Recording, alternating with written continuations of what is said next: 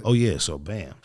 So I finally had got at Shug like this shit ain't popping, whatever. Then at that time I had hooked up with a cat from Watts, and me, him, and my boy Pipe this night. We was doing a thing called YOLO, EBE, everybody eat. Way before Drake marketed the term YOLO, that was the name of our little label. But our process of getting ourselves in position to make moves was street shit.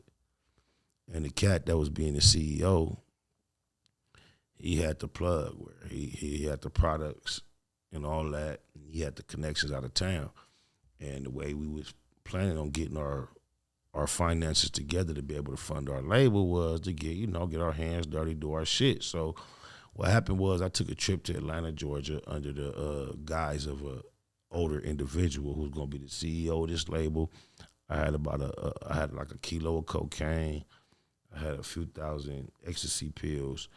And as I was there, we went to Atlanta, Georgia. He introduced me to about 5-6 cats in about 3 or 4 days. He jumped on a plane, went back to Cali, and I had to rely on the network he provided for me. And the weed hadn't got there yet. I was waiting on pounds of weed to come through the UPS at certain businesses. I had to trust these country ass niggas. I mean, really, like saying that weed was supposed to be on the 12th. I done sat for hours from the 12th, 13th, 14th. It ain't came. We called it thinking it's bullshit.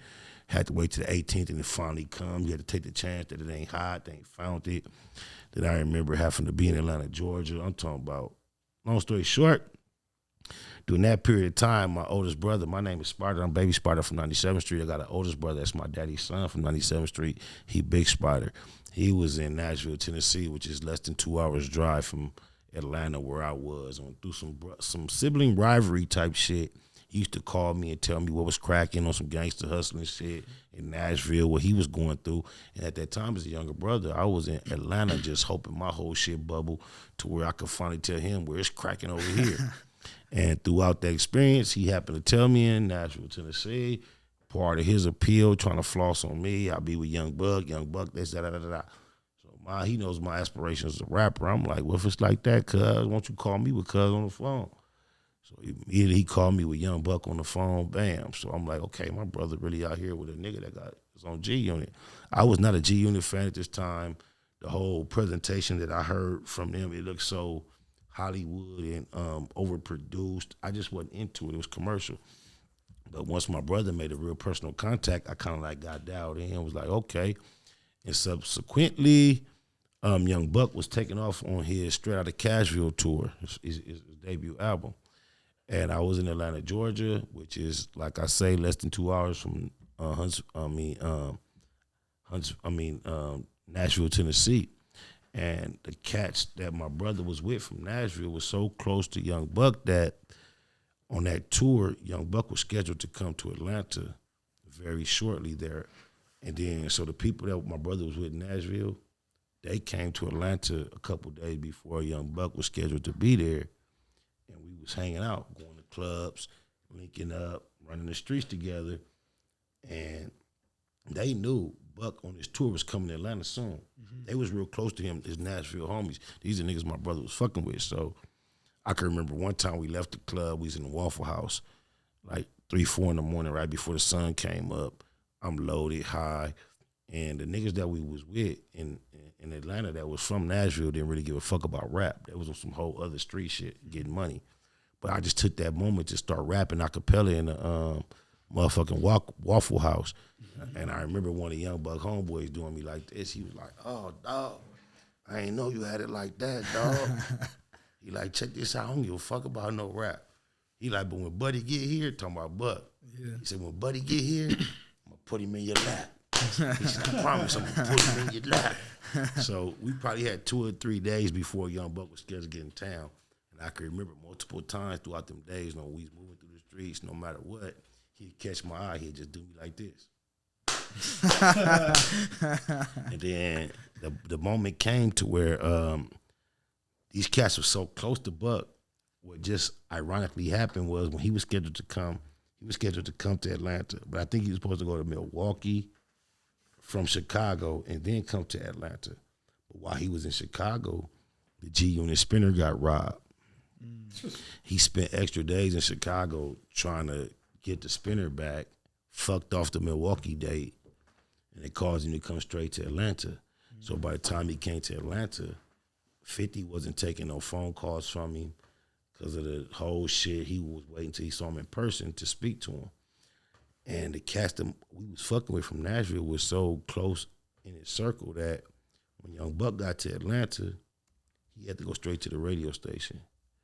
But the people we fucked with was so tight with him that we was in his hotel room before he got to his room. Oh, so we in there kicking it, smoking it with a portion of his road crew.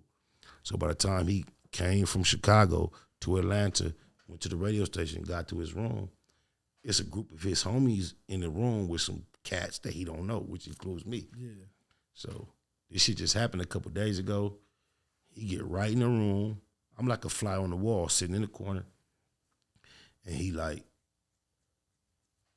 telling a story from the moment, every detail, how the chain got took, because it got taken from D-Tay. So it didn't get taken from him. He talked about when D-Tay first came and asked me to wear it to the club. And he's telling the story about what happened all the way for him trying to go back and get the chain back. Shout out to Godfather and Jojo Capone from Chicago. But in the midst of all that, I swear to God, he telling this story, it's an important ass story. I just start rapping a cappella, drown him out. I swear to God, I'm sitting over in the corner. And the verse I used to say, every time I battled and all that, the first verse I used to say, I don't know if I still know it all by heart, but I used to just start, I drowned him off. Just the first shit I used to say always. I'm the most heated. I swear the West Coast needed, blue cleated, undefeated, guaranteed the three-peated. They can't beat it, get mistreated, dismissed and deleted. Shouldn't have competed, SPI, so crisp and conceited, I'm weeded. 100 yards of grass, every pass completed. This neighborhood and this industry in me is deep-seated, filthy flesh, but don't feed it. Know the word, but don't read it. Tried to sit behind the pulpit, but couldn't stay seated. Rap sheeted because I cheated. Many bangers got breeded. Hope to make it to them gates. Don't even care how I'm greeted. In the pack, I'ma lead it. Never be impeded. Killing quota, gotta meet it. Born to 97th Street. In the pack, I'ma lead it. Never being I fucked up, but I had like tons of raps in my head that I was flawed. I used to start with that, so nice. I could recall I could rap at that point. In that pattern though? No, like I would rap that, like I would utilize the fact that I knew it so well to put it in any pocket I chose back then. Okay. And I would go into like, I used to have like,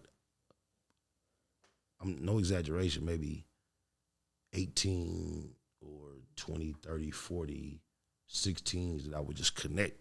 Okay. That's how I used to battle and all that. I would never lose a battle because I had so much shit committed to memory that I never met it. And then, so long story short, before I could even finish, he got to stopping me. He shut me down. He was like, man, how you move a nigga with words like that? We all know the same words. Man, niggas be on me with that Pac shit. Fuck that, you got it.